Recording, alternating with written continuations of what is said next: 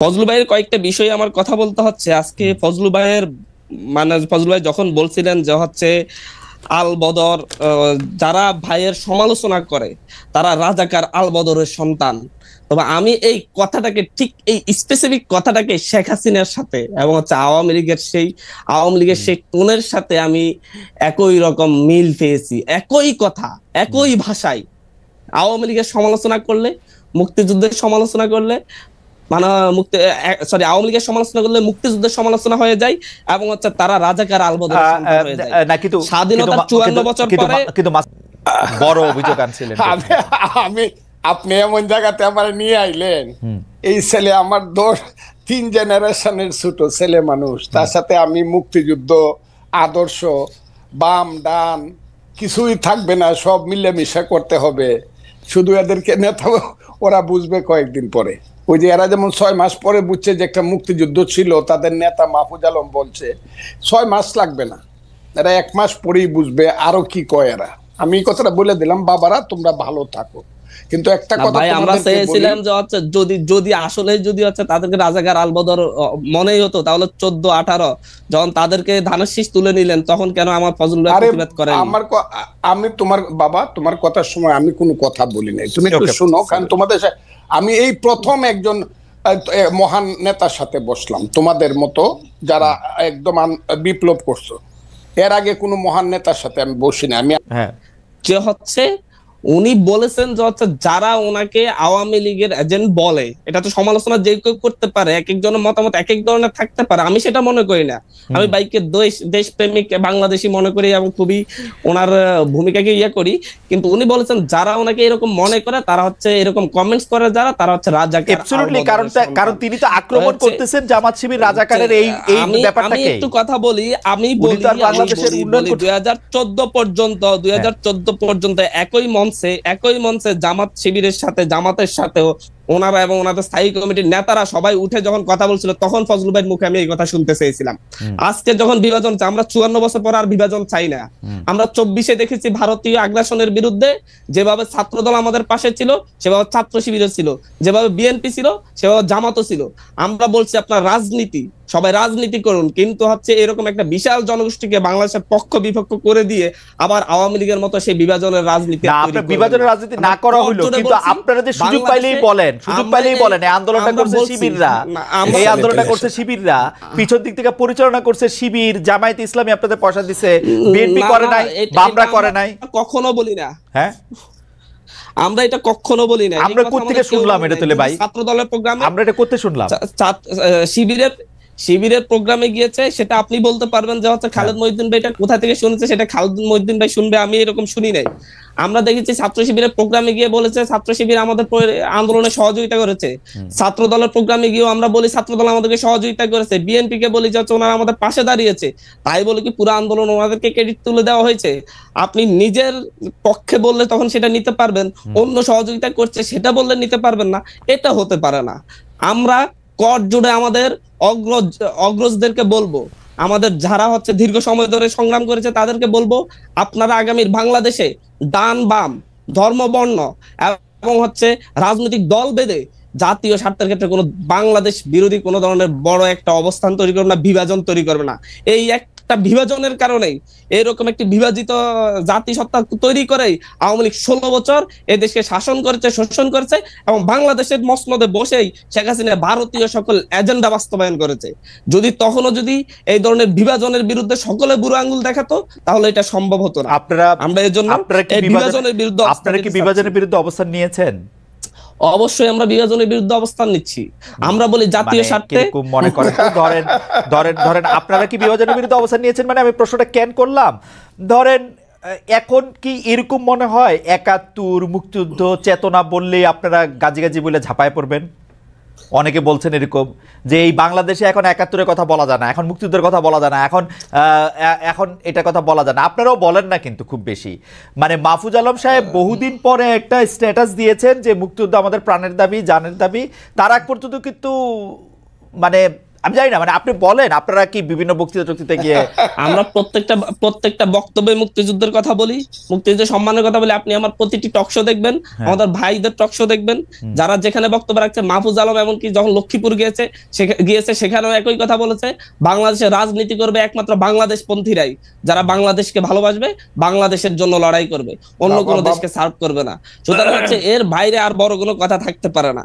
আমরা এখানে একতার কথা বলি, একটা জাতীয় স্বার্থে একতার কথা বলি। বিভাজন থেকে যে বিভাজন শেখ হাসিনা মুক্তিযুদ্ধের পক্ষ বিপক্ষ বলে তৈরি করেছিল, স্বাধীনতার 54 বছর পরে আজকে, ভাই আমাকে 1 মিনিট বলতে দিবেন, স্বাধীনতার 54 বছরে পরে আজকে আইসা বা রাজাকারের সন্তান, আলবদরের সন্তান স্বাধীনতার পক্ষ বিপক্ষ বলে বিভাজনের আর কোনো সুযোগ নেই। কারণ আমরা যারা স্বাধীনতার 30 বছর পরে, 25 বছর পরে, 20 বছর পরে জন্ম নিয়েছি, আমাদেরকে সেই একটা রাষ্ট্র উপহার দেওয়া হয়েছে, সেখানে মুক্তিযুদ্ধের পক্ষের শক্তি বলে বলে আমাদেরকে একটা ট্রমা সৃষ্টি করা দিয়েছে। মুক্তিযুদ্ধের পক্ষের শক্তি মানে আমি গেস্ট রুমে নির্যাতন করতে পারবো, মুক্তিযুদ্ধের পক্ষের শক্তি মানে আমি ভোট চুরি করতে পারবো, মুক্তিযুদ্ধের পক্ষের শক্তি মানে 1 মিনিট হইছে।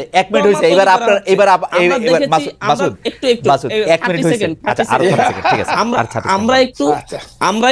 আমরা যখন হচ্ছে দেখেছি যে প্রতিবাদ করেছে ভোট চুরির বিরুদ্ধে, দুর্নীতির বিরুদ্ধে, তাকেই মুক্তিযুদ্ধের বিপক্ষের শক্তি এবং পাকিস্তানপন্থী বলে করা হয়েছে, ট্যাগ দেওয়া হয়েছে। আমরা মনে করি এটা এই প্রজন্মকে ট্রমাটাইজ করে তুলেছে, যে প্রতিবাদ করলে মুক্তিযুদ্ধের বিপক্ষে শক্তি বলা হবে। সামনের দিনে যারা এবার আমি একটু জিজ্ঞেস করি মাসুদ, আমি একটু জিজ্ঞেস করি একটা জিনিস শুধু।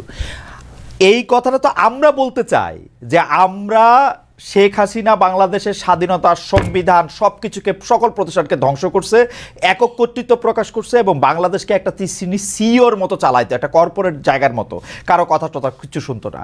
আমরা তো এটা বলতে চাই। শেখ হাসিনা আমাদেরকে কি বলছে খেয়াল করেন, শেখ হাসিনা আমাদেরকে বলছে যে আমি যদি না থাকি তাহলে বাংলাদেশের মধ্যে এরকম মৌলবাদিতা, স্বাধীনতা বিরোধী শক্তি, তাদের উত্থান ঘটবে। আপনারা কি শেখ হাসিনার সেই বক্তব্যকে প্রমাণ করার জন্য উঠা পড়ে লাগছেন? আপনি দেখেন যে এই যে ইসলামী ছাত্র শিবিরের মুখপাত্র হিসাবে একটা কাগজ, সেই কাগজের মধ্যে 1.5 মাস ধরে এটা ছাপা ছিল, কিন্তু যে বাংলাদেশে মুক্তিযুদ্ধরা ভুল করছে, মুসলমানরা বিপদে গেছে, এটা ছাপা ছিল। এটা নিয়ে প্রতিবাদ হওয়ার পর আমি নিজের কানে ইসলামী ছাত্র শিবিরের সেক্রেটারিকে এটাকে জাস্টিফাই করতে শুনছি, বলছে বিভিন্ন ধরনের মত পথকে নাকি এখানে এক করা হয়েছে। আপনি এটাকে কিভাবে ব্যাখ্যা দিবেন? স্বাধীনতার পক্ষের সাথে শেখ হাসিনার, মানে স্বাধীনতা কি শেখ হাসিনার, মানে এটা কেমনে কমো আমি, এটা শেখ হাসিনার নিজস্ব সম্পত্তি, নিজস্ব সম্পত্তি।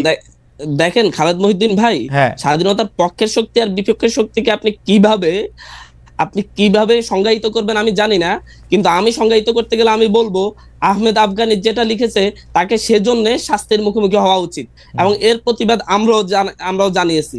আমরা একই সাথে তাদের যেই মুখপাত্র, যে সংবাদ পত্রটি মাসিক, সেটাকে আমরা বলছি সেটার এডিটর, সে তো এটা না পড়ে এটা ছাপাতে পারে না, তাকেও আইনের মুখোমুখি করা উচিত।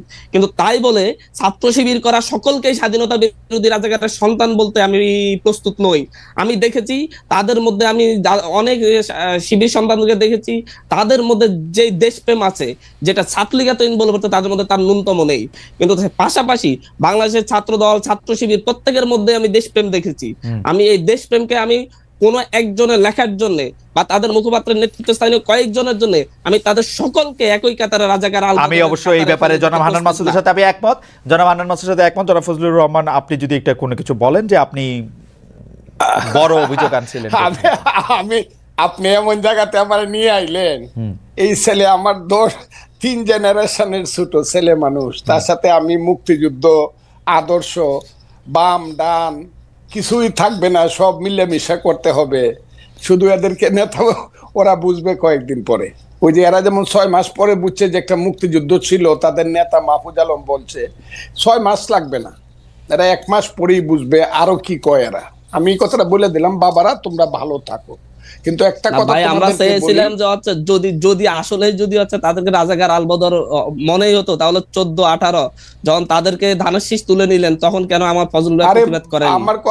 আমি তোমার বাবা, তোমার কথার সময় আমি কোনো কথা বলি নাই, তুমি একটু শোনো। কারণ তোমাদের আমি এই প্রথম একজন মহান নেতার সাথে বসলাম, তোমাদের মতো যারা একদম বিপ্লব করছো। এর আগে কোনো মহান নেতার সাথে আমি বসি না। আমি আগে জানলে মহিউদ্দিন সাহেবরে আমি অন্য কিছু বলতাম। শুনো তুমি কথাটা, ফাউন্ডেশন কি বুঝায়? একটা বিল্ডিং এর ফাউন্ডেশন, বাংলাদেশের ফাউন্ডেশন কি?